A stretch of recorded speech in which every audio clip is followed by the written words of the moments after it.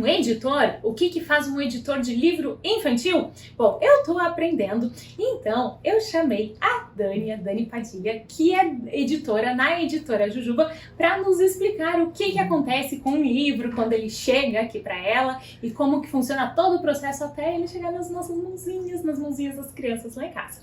Então, hoje o vídeo é sobre isso, sobre o que faz um editor. Seja bem-vindo!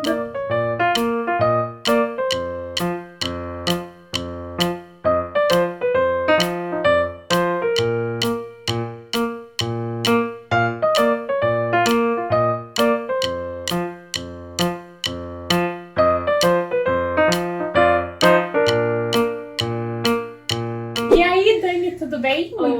Muito obrigada por estar aqui no meu canal. Aqui a gente fala sobre literatura infantil e a gente adora falar sobre livros para bebês e a gente adora falar sobre os teus livros, os livros da Jujuba, né? Somos fãs de vários. E eu queria saber, queria te pedir para contar pra gente, assim, como que funciona o teu trabalho, que é um trabalho que muitas vezes a gente demora para saber que existe, né? Porque a gente pega um livro, assim, e a gente logo vê que tem um título, que tem um autor, que às vezes é autor e ilustrador. Aí a gente vê que tem um nome aqui de uma editora, que é uma marca, né? Mas a gente não sabe muito bem quem faz essas coisas todas se juntarem, que é o editor, nesse teu caso, a editora, né? Que é você. Bom, essa pergunta sempre chega aqui e é muito engraçado, porque as pessoas falam assim, Dani, o que você faz? Eu falo, eu sou editora. Aí elas perguntam assim, mas você escreve? Eu falo, não. Mas você ilustra? Eu falo, não. Então o que você faz, né? Que é qual é o lugar do editor nesse... qual é o papel do editor nesse processo todo. O que o editor faz? O editor recebe o original, que é um texto escrito, ou as ilustrações de um autor, ou às vezes só uma ideia, que é antes ainda de ir para o papel, de estar, né, mais concreto ali, e discutem se aquele projeto ele tem um perfil da editora, se ele funciona dentro do catálogo da Jujuba. Se tem a ver com o que a gente publica, com o que a gente acredita, porque às vezes uma história ela não se encaixa no catálogo da Jujuba, mas ela pode se encaixar em outro catálogo de outra editora. E isso é uma coisa até que é muito interessante, que conforme a gente vai se aprofundando nesse meio, a gente vai conhecendo os livros, a gente vai reconhecendo autores, reconhecendo ilustradores. Eu acho mais fácil reconhecer ilustrador do que autor, né, assim. E a gente vai aprendendo a conhecer as editoras também, e aí a gente olha para um livro, nossa, esse livro tem uma carinha de Jujuba, né? A gente vai percebendo isso. É um caminho, assim, né? Que é pelo contato, como tudo na vida, né? A gente vai tendo contato e vai começando a perceber. E é interessante ver isso, que realmente existe uma identidade, né? Não é só livro para criança aleatório. Assim. É isso que a gente busca, assim, que a gente procura, que o leitor, com o tempo, ele vai cada vez mais, que ele vai entrando ali no universo da literatura infantil, ele olha esse livro e fala, nossa, esse livro é a cara da Juba. E pode ser que esse mesmo texto, numa outra editora, ele ia ter um outro projeto gráfico, ele ia ter um outro diálogo a partir da capa, um outro acabamento, que isso vai muito da identidade que a editora constrói. Então, por exemplo, aqui, os livros para bebês que a gente tem na coleção Literatura de Colo, são sempre livros que têm um diálogo com um adulto também. Então, sempre ele tem uma narrativa mais construída do que, por exemplo, livros, às vezes, que são as traduções, não todos, claro, mas alguns dos livros que são traduções, que o objeto vale mais, é mais importante do que a própria história. Que nos nossos livros a gente quer que a história seja mais importante do que o próprio livro. A gente tem vídeo sobre esse assunto aqui no canal. Vou deixar aqui em cima no card, vocês podem assistir depois. E daí, Bel, eu pensei em trazer alguns projetos para te mostrar como alguns chegam pra gente. Então, por exemplo, quando eu cheguei a primeira vez para falar com o Gilles, Eduardo, que eu falei, Gilles, eu queria um livro, uma história para bem pequenos, você tem? Aí passou um tempo, tá, ele trouxe um projeto, que ele trouxe essa ilustração aqui como um RAF, e um projeto um pouco mais desenhado, também com um RAF, ele trouxe um Xerox aqui pra mim, ó, que ele foi construindo RAF são os rascunhos. Eu vou mostrar depois alguns RAFs para vocês, que são bem legais. Tem um livro nosso, até que eu não sei para onde ele tá aqui, mas eu pego daqui, que é Os Convidados da Senhora Olga. Na guarda dele tem os RAFs da ilustradora, que são os caminhos que ela fez até construir cada personagem. Então esse daqui, então ele veio assim, imagina. Dessa construção até chegar a esse personagem, que é...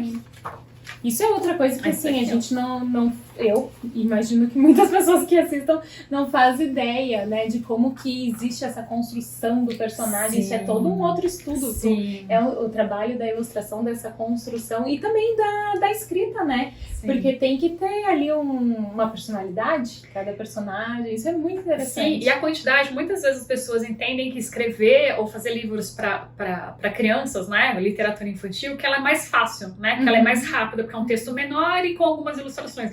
E na verdade não, né, porque você precisa que esse texto tenha menos palavras e tenha uma construção que faça diversos sentidos para uma criança, para adulto, para qualquer leitor. E a mesma coisa para as ilustrações, se até chegar no formato de um personagem, eu mostrei aqui, né, um para vocês e mostrei um Raf, já mostrei direto no final. Mas tem muitos caminhos. Vou pegar um exemplo aqui que era do Ops, que eu encontrei aqui, que é o mapa do livro, ó, de 2020. Então, é a Marilda com as ilustrações, esse é um livro que já tinha sido editado pela Kozak Naif, que veio para Jujuba, com um acréscimo de algumas ilustrações. Então, ela faz um mapa, ó. Sim, porque isso é outra coisa super interessante, que existe um padrão de páginas, de número de página, de tamanho de página, né, até no processo de impressão. Então, esse mapa, ele conversa com isso, assim, né? A gente tem uma divisão, na verdade, porque os livros têm que ter, né, eles são em cadernos de 8, né, então sempre vocês vão ver que os livros, a quantidade de páginas é em múltiplo de 8, então a gente pensa na quantidade de páginas, então a quantidade que tem de abertura, de final, tudo isso é construído. Às vezes o ilustrador, né, o autor traz isso mais pronto, como é seu caso, e às vezes não. A gente constrói, ele só traz as ilustrações e a gente constrói isso internamente com o designer para fazer essa construção do livro, que é uma outra figura muito importante, que é quem vai escolher a fonte, quem vai junto com o autor e com o editor definir qual é o formato do livro, muitas vezes, qual é o lugar que vai esse texto, se vai com uma fonte maior ou menor, se tem uma brincadeira com a fonte ou não. Tudo ali é linguagem, né? Tudo ali é história. É muita gente envolvida, muita gente envolvida, é muito legal isso. Lembrei de um exemplo também para contar para vocês, que, por exemplo, o livro da Rosinha, o que tem aí, ele não era um livro com flaps. Tem um aí? O que tem aí? É sempre o que eu peço. Aqui. Fechou? Esse é famoso. esse aparece com frequência por aqui. O que tem aí não eram livros com flaps. Quem fez essa proposta? As abas. As abas, isso. Pode chamar de abas? Pode chamar de abas, abas também. Quem fez essa proposta foi a Aine, que trabalha aqui com a gente, e falou, e se a gente colocar esse livro e fizer a construção com essas abas? Porque a gente queria um livro que tivesse uma interatividade outra, né? Que não só do virar das páginas, não só parece que é diminuir, mas não é diminuir. É só que tivesse uma coisa além do virar das páginas, né? Então ele é o virar das páginas, mas escondendo o texto, que é uma brincadeira junto com a narrativa. Então isso veio da Aine nessa construção, e depois a gente fez essa revisão mesmo do processo junto com a autora para que tivesse essa brincadeira. Muito legal. Um outro que eu acho super legal contar para vocês, que é um livro, logo no começo da Jujuba, que é da Raquel Matsushita, que é o Eu Não Gosto de Você. Esse livro, a primeira proposta que a Rá trouxe pra gente, primeiro que ele tinha outro nome, né? Era um fio. E ele tinha essas abas que eram em cima. Tinham essas abas que eram em cima e embaixo. E isso era muito difícil para fazer em relação à gráfica, né? Tinha um custo alto. E isso é outra coisa que se conversa, né? Cada recorte diferente, que é faca que se chama. Isso. Cada coisinha diferente Isso vai aumentando o custo, né? Quando isso é uma produção nacional, né? Isso é muito mais fácil de fazer fora do Brasil, na China, mas aqui é um custo muito alto. Também tem umas perguntas minhas, né? Porque o cinza dá essa impressão de que tem uma tristeza. Esse repete, né? E daí, enfim, foi o primeiro contato que eu tive com esse texto. Então tem os diálogos meus com a autora. E daí era completamente inviável fazer esse livro desse jeito. Daí a gente partiu para uma outra proposta, que era essa aqui, ainda chamada Por um Fio. Porque tem essa construção de um único fio que desenha todo o livro. As cores já foram mudando um pouco. E ele ainda tinha bastante desse flap que não funcionava pra gente. E até que a gente chegou nesse modelo, vou ver se esse aqui tem, que continua com o fio E ao invés de fazer as facas, a gente fez o quê? A gente fez um verniz no livro inteiro, ó. Então ele tem não sei se dá pra ver bem, um verniz. O verniz é uma reserva que só o fio tem um brilho especial. Então toda a página é no fosco e o fio tem esse brilho. E tu sente no toque, né? Ele Sente fica com um no toque toque. diferente também, é bem legal. Então foi a opção que a gente encontrou para dar essa importância para esse fio da narrativa, que era o fio que começa lá no cordão umbilical e vai construindo até o menino, né, se desvencilhar. Desvencilhar é pesado, né? Até ele conseguir essa separação da mãe e essa confiança que a mãe, né, do amor que a mãe tem por ele. Então a gente fez pela escolha do verniz. Então é isso, cada vez às vezes chega um livro com uma ideia original e a gente vai construindo para ver quais outras opções que a gente tem, tanto gráficas de mercado quanto para a própria história, né, que é o mais importante. E isso é uma coisa que eu vejo muito nos livros da Jujuba, que tem, não são todos, mas muitos livros de vocês têm algum detalhe a mais nesse formato físico do livro, ou uma aba, ou um relevo, uma textura, ou um espelho, né, que tem nesse aqui. E são coisas que conversam mesmo com a história, né? Não são só recursos. Eles fazem gratuitos, todo um contexto, assim, eles têm muito a ver e eles enriquecem muito a experiência e a leitura, né? Isso traz uma outra coisa, uma outra experiência para o leitor, porque a gente consegue interagir muito mais com um livro. Para a gente é sempre importante aquilo que a gente falou, assim como nos livros para bebês, né, nos livros de literatura infantil, que a narrativa, que tudo que está ali conta uma história, né? Conta essa narrativa ali que a gente está se propondo a contar. Então, a escolha do papel, a escolha se é um couché ou se é um offset, o porquê. Então, você percebe nos livros da Juba, não é um padrão, todos os livros são couchés. Então, alguns livros, quando a importância do offset, que o toque do papel seja diferente, um recurso como esse, né? Um verniz no miolo do livro, sempre tem quando a história pede isso, né? Então, por exemplo, livro como o Tralala Tem Trem, né? Que ele se desdobra e ele vira aqui. Ele se dobra, ele vira um trem, né? Então você abre, né? Literalmente você abre o trem e entra dentro dele, dessa locomotiva que vai e volta. E daí a gente vê as crianças depois brincando, né? Formando esse trem, brincando dentro, né? Quase como se estivesse dentro da história.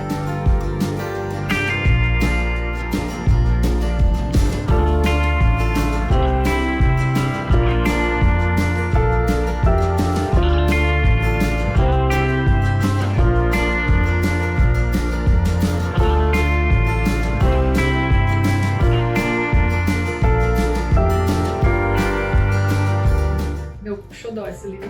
Ele é muito legal. E uma pergunta só pra voltar, você falou do nome do papel? Quer dar uma exemplificada? Sobre isso? Ou só exemplificar couché, esse assim. Esse daqui, ó, ele é quase um toque mais macio. Ele é gostosinho, assim. Ele é mais liso, ele é menos poroso. E o Dia de Sol, por exemplo, é um offset, ó. Dá pra perceber que ele tem menos brilho. Ainda mais se a gente comparar, mesmo sendo aqui um offset fosco. Talvez seja bem a linguagem que eu vou usar, mas aqui é como se fosse mais seco. Mais seco. A sensação que dá no toque é que ele é mais seco. Isso.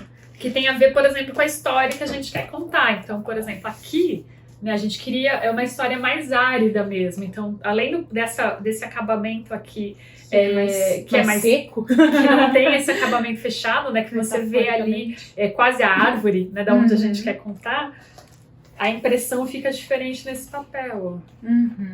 Dá pra ver, ó. A gente não queria brilho nenhum. E o offset daria o couché daria um brilho. A gente queria zero brilho aqui. Vocês estão vendo como assim, ó, cada detalhe comunica uma coisa? Isso é muito legal. É muito envolvente e interessante, assim, perceber essas coisas. E essa é uma história super legal, que eu não sei se eu já te contei desse me deu livro. Ele.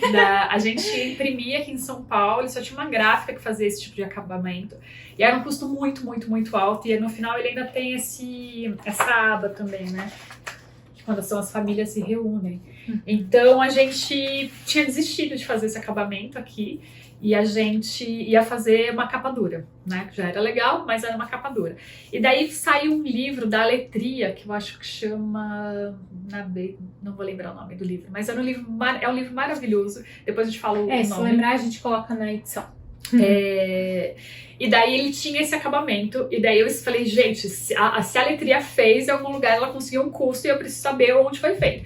Aí liguei pra Juliana, porque isso é uma coisa super legal, que entre meio editorial a gente troca muito, a gente conversa muito, não tem essa coisa, somos concorrentes, não posso contar de onde eu tirei, né, esse fornecedor. Sim. A gente troca muito entre a gente. Porque cada livro é um livro, né? É um livro, a gente não compete. É uma concorrência, entendeu? mas que não é concorrência, porque cada um tem a sua história, cada um vai comunicar com alguém. Né? Exatamente. Então, eu tenho muita sorte de ter grandes parceiros na área editorial. Daí eu liguei pra Juliana da Letria, e ela falou, Dani, a gente fez com a Edelbra, lá em Erechim. Aí eu falei, caramba, sou eu que acompanho em gráfica. E como é que a gente vai fazer isso? Eu não podia, tava com um bebê pequeno na época e tal. Aí eu falei, Aline, o que você acha? Porque eu falei, eu não arrisco fazer um livro como esse, que tem esse acabamento e essa cor, né? Tem um vermelho muito forte, que é muito difícil imprimir, sem a gente estar com o produtor gráfico ou alguém acompanhando. Ela falou, tá bom, eu acompanho. Aí a Aline foi para Erechim, fez um bate-volta. Não, você pode contar que não é tão simples chegar em Erechim, né? Não, até ia falar, se quiser, eu tô bem mais perto. Em algum momento eu posso ajudar nesse processo. É bem agora mais a gente perto. já se conhece, né? E daí a Aline foi lá para Erechim e fez esse acompanhamento em gráfica e foi isso. Então a gente parou a produção e essa também é uma sorte de ser uma editora pequena. Sim. Que a gente até tem um marketing reclamando com a gente, cadê o livro? Cadê o livro? A gente fala, calma, dá um cafezinho ali, faz o marketing acalmar, pra gente atrasar mesmo a produção, mas atrasar por por algum motivo muito bom, né? Uhum. O livro cresce muito e chegou lá na proposta original que a gente tinha de fazer o livro com esse acabamento. E daí a gente, enfim, graças a Erechim, a gráfica, daí a gente foi pra Edelbra e fez esse acabamento. Essas histórias por trás do livro são as mais legais. Sim, são muito legais.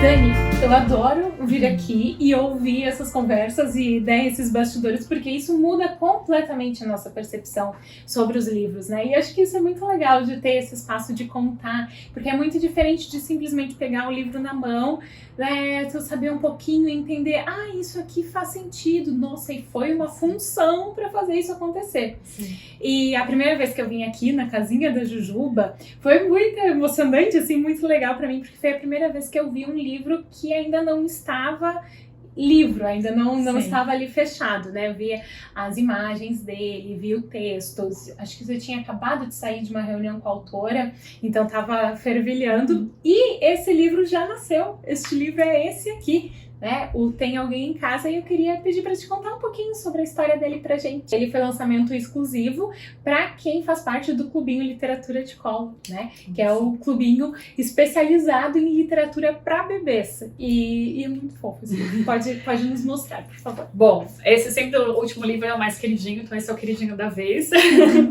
Esse livro foi uma construção super legal com a Aline, que a gente estava nesse desafio de querer mostrar o que tem por fora da casa e o que tem dentro da casa, que ele vem com toque, toque, toque. Tem alguém aí? Então é a casa por fora, um bichinho ali batendo, e daí o que tem dentro da casa. E essa construção, com a Aline a gente é grande parceira, assim, a gente já fez muitos livros juntos, né? Nós somos amigas também, isso também ajuda muito nessa construção. E ela até brinca, né, que eu falo que eu sou uma editora chata, porque eu mostro os problemas, e daí a pessoa fala, mas por onde você acha que é o caminho? Eu falei, bom, eu sei enxergar os problemas, né? Cada um que tá no seu lugar, e é um lugar de ilustração que vai quebrar a cabeça ali pra resolver e chegar nesse lugar.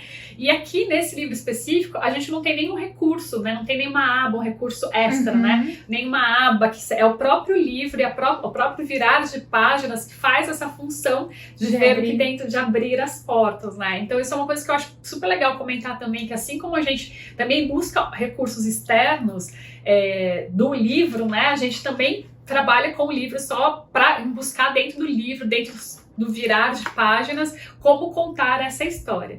E daí no final do livro, do espelho ali, né, quando ele chega lá no final, bom, vou contar que tem um espelho no final, que é para que a criança, né, o leitor, criança ou adulto, se veja dentro da história, se veja dentro desta casa, né, Então, foi uma super busca atrás desse livro, porque uma dificuldade que a gente tem é fazer a produção no Brasil. Sim. Então, esse espelho foi, assim, um custo para fazer. Quando a gente chegou num resultado e aprovou isso com a gráfica, imagina que todo esse processo é manual. Então, você vê que tem uma cola, que tem essa faca, uma pessoa que vai cortar essa faca, coloca ali na máquina para fazer, mas depois ela coloca essa película embaixo e cola com dupla face, depois ela cola isso à mão, né? tudo é feito à mão, assim.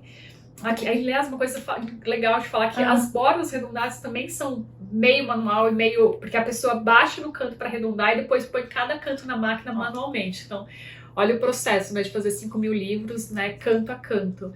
E daí, e eu sou também conhecida entre as gráficas de ser bem chata em relação à qualidade gráfica. Então, a gente procura a melhor gráfica, né? Então, a gente tem grandes parceiros gráficos, mas a gente quer a melhor qualidade, né? Não importa se a gente é pequeno, se é grande, a gente trabalha com livro, a gente paga por essa produção e a gente quer uma produção de muita qualidade. E isso eu acho muito interessante, muito legal de falar também, porque isso mostra um respeito que vocês têm pelo leitor e um respeito que nem todo mundo tem pelo leitor infantil.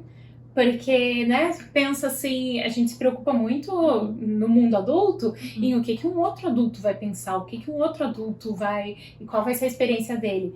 E muitas vezes a gente vê livros para as crianças que, assim, tem letras aleatórias, assim, tem erros de português, tem páginas grudadas, tem erros, assim, básicos. E nos livros da Jujuba, não, a gente percebe que é um trabalho, assim, impecável, que é feito para as crianças e isso enriquece, dá uma experiência muito legal para elas, né? A gente quer que esse livro cresça com a criança, né? Então, que seja aquele livro que você lembra da sua infância e que você está lá adulto e fala, nossa, eu lembro daquele livro, né? Quando a gente recebe, por exemplo, fotos de criança de aniversário de 1 ano com o personagem da Juba, que eu acho demais isso, de pensar, às vezes a gente não tem noção para onde vai esse livro, porque esse livro é tão importante, virou tema de uma festa. E depois esse adulto vai estar lá com 30 anos e vai olhar a foto dele do aniversário e vai falar, nossa, eu lembro daquele livro. E talvez se a gente conseguir que esse livro, né, que ele tenha uma existência mais duradoura, com todo esse respeito, para que, né, ele volte a esse livro e fala, nossa, por isso que eu gostava desse livro, né? Então a gente, realmente, assim, a gente cuida muito na hora, porque imagina, os originais vêm pra gente, então são papéis,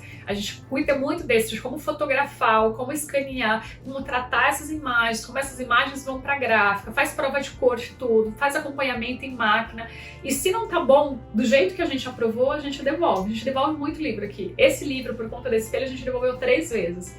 Porque a gente fez uma escolha por um espelho, aprovou, e quando veio um outro. E daí eu falei, gente, não foi isso que a gente contratou, a gente devolveu. E depois, mas não tem mais no mercado. Falei, bom, então a gente vai atrasar a produção porque a gente quer o que a gente contratou.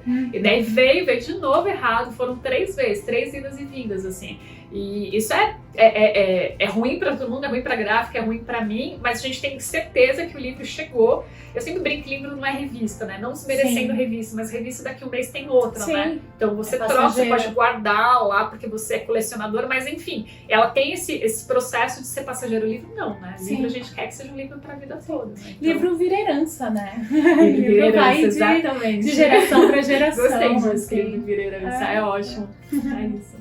Mas muito bem, Dani, muito obrigada por nos contar tantas coisas, assim, tenho certeza que o pessoal gostou de conhecer esses detalhes. Inclusive, se vocês tiverem dúvidas, se pensarem em alguma coisa, assim, do que querem descobrir, conhecer sobre esse meio editorial, escreva ali nos comentários que eu posso vir aqui outra vez, ótimo, né? E aí a gente pode trazer mais conversas e falar mais sobre isso.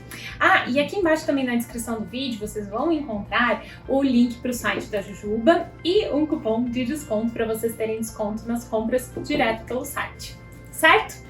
Dani, muito obrigada. Eu que agradeço. Muito obrigada por abrir o espaço aqui. E vocês também, muito, muito, muito obrigada por assistirem o vídeo até aqui. A gente se vê no próximo. Boas leituras e boas histórias. Tchau. Peraí, deixa eu dar tchau. Tchau.